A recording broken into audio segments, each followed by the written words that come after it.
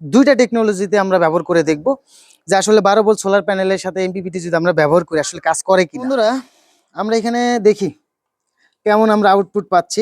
Hello বন্ধুরা, সবাই কেমন আছেন? আশা করছি সবাই ভালো আছেন। তো বরাবরের মতো নতুন আরেকটা ভিডিও নিয়ে আপনাদের মাঝে চলে আসলাম বন্ধুরা।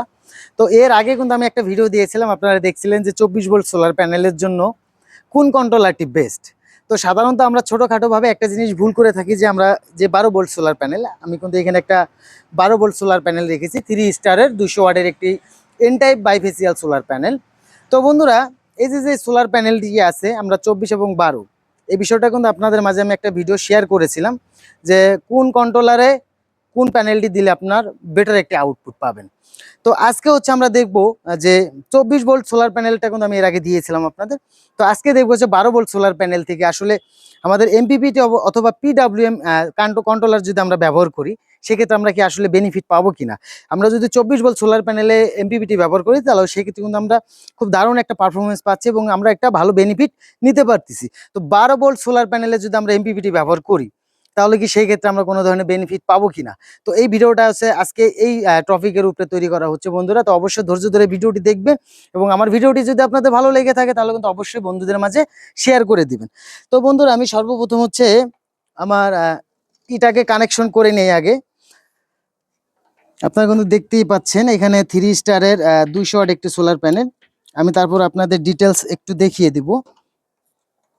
আগে আমি আমার প্রথম MC4 কানেক্টরটাকে আগে কানেকশন করে নিলাম বন্ধুরা।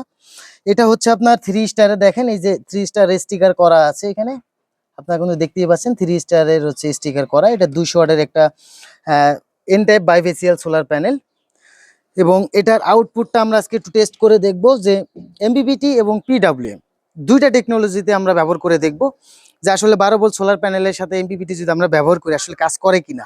কারণ আমার অনেক বন্ধুরা আছে এই জিনিসটা ভুল করে থাকে যে তারা কি করে 12 ভোল্ট সোলার প্যানেলের সাথে একটা এমপিপিটি সেট করে দেয়। আসলে এমপিপিটি সেট করলে কি তার লাভ হচ্ছে কিনা এই বিষয়টা আজকে আপনাদের মাঝে দেখাবো। তো বন্ধুরা আসেন, তো আপনাদের দেখানোর চেষ্টা করে আমি এখানে সবকিছু রেডি করে রেখেছি বন্ধুরা। তো আমি এখানে দুটো কন্ট্রোলারে আমি রেখে দিয়েছি, একটা এমপিপিটি এবং আরেকটা পিডাব্লিউএম। তো চলেন বন্ধুরা আগে আমরা সর্বপ্রথম হচ্ছে পিডাব্লিউএম দেখবো, পরে আগে এমপিপিটিটা দেখবো যে এমপিপিটি থেকে আমাদের কেমন বেনিফিট পাচ্ছি আমরা, এটা আগে দেখব। তো বন্ধুরা আমি প্রথমে হচ্ছে আগে আমার মিটারটাকে কানেকশন করে নিব। তো এখানে আমি ব্যাটারি নেগেটিভ এবং পজিটিভ টার্মিনালগুলো আগে কানেকশন করে নিই। আর এখানে কিন্তু বেশ একটা দারুণ জিনিস করছে, সেটা হচ্ছে এর যে কানেক্টরগুলো আছে এটা কিন্তু খুবই সুন্দর। আপনি যদি তারগুলো দেন, অন্য কানেক্টরগুলো জাস্ট একটা স্ক্রু হচ্ছে যে আপনার লাগে, কিন্তু এটা কিন্তু স্ক্রু না, এটার ভিতরে একটা ক্লামের মতন ব্যবহার করা হয়েছে। আপনি যখন টাইট দিবেন ওই ক্লামটা হচ্ছে ঠিক এই ধরনের একটা ক্লাম। আর আমরা সাধারণ যেটা ব্যবহার করি এরকম একটা স্ক্রু যায়, আমরা তারটা এইভাবে ঢুকাই দিলে জাস্ট তারের উপরে পড়ে। এই কন্ট্রোলার কিন্তু সেই সিস্টেমটা না, এটা হচ্ছে এরকম একটা ক্লাম আছে, যখন আমি তারটা ঢুকাই দেবো এই ক্লামটা আস্তে আস্তে উপরে উঠে টাইট হয়ে যায়। তো এই জিনিসটা আমার কাছে বেশ ভালো লেগেছে। তো এখন হচ্ছে আমরা আমাদের প্যানেল কানেকশনটা করে নিই বন্ধুরা। আর আমি 3 স্টারের যে প্যানেলটা আপনাদের আজকে রিভিউর মাধ্যমে দেখাচ্ছি, এই 3 স্টারের প্যানেলটা হচ্ছে এসকে এনার্জি সলিউশন থেকে নিয়ে। অবশ্য আমার স্ক্রিনে যে নাম্বারটি আপনারা দেখতে পাচ্ছেন, আপনারা যদি চান আপনারা ওই নাম্বারে কন্ট্যাক্ট করে হচ্ছে এই প্যানেলটা ক্রয় করতে পারেন। তো বন্ধুরা আমি হচ্ছে আমার প্যানেলের কানেকশনটা দিচ্ছি। আর যেহেতু এখন শীত কাল, আজকে 6 তারিখ ডিসেম্বরের, আজকে হচ্ছে ডিসেম্বরের 7 তারিখ, 6 তারিখ না, আজকে হচ্ছে ডিসেম্বরের 7 তারিখ। তো এখন হচ্ছে আমি ভিডিওটা করছি বন্ধুরা। তো বন্ধুরা আমরা এখানে দেখি কেমন আমরা আউটপুট পাচ্ছি। কন্ট্রোলারে এখানে কিন্তু আপনার দেখতে পারবেন, বাট এটার আলোটা অনেকটা কম, যার জন্য আমি তো একটু হাইলাইটে আছি, যার জন্য দেখতে এটা এরকম মনে হচ্ছে।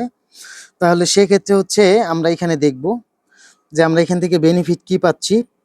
এমপিপিটি আমি কিন্তু এখন এমপিপিটি ব্যবহার করছি, দেখেন এটা কিন্তু পাওমিস্টারের 35 এম্পিয়ারের একটা এমপিপিটি ব্যবহার করছি। এখানে আমরা কত পাচ্ছি, 8 এম্পিয়ার পাচ্ছি এবং 105 ওয়াট কিন্তু এখন পাচ্ছি। আর ব্যাটারি ভোল্ট আছে 13.15, আপনারা দেখতে পাচ্ছেন 8 এম্পিয়ার করে পাচ্ছি এবং 10 ওয়াট বন্ধুরা।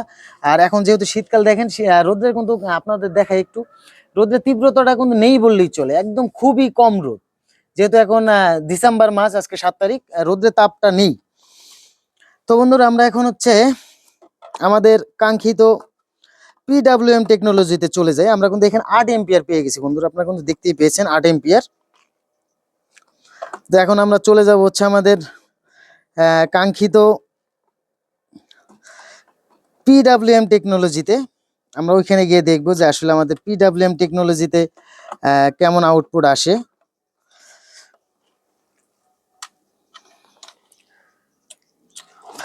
এটা আরো লুজ করতে হবে বন্ধুরা।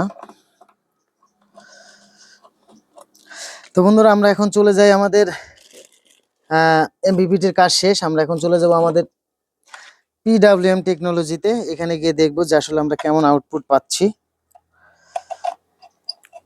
এবং আপনারা কিন্তু জানেন যে আমি একটা আইপিএস নিয়ে নিয়েছি আমার সোলার হাইব্রিডের জন্য। তো এই ভিডিওটা কিন্তু খুব শীঘ্রই আসতে চলেছে বন্ধুরা। তো অবশ্যই ভিডিওটা দেখার জন্য আমার চ্যানেলটি ফলো করে রাখুন এবং আমার ফেসবুক পেজটি ফলো করে আমার চ্যানেলটি সাবস্ক্রাইব করে রাখুন বন্ধুরা। তো আমি আমার পিডাব্লিউএম যে চার্জ কন্ট্রোলারটা আছে, এটা হচ্ছে 30 এম্পিয়ারের একটি চার্জ কন্ট্রোলার। এটার সাথে হচ্ছে আমি মিটারটাকে কানেকশন করে নিলাম।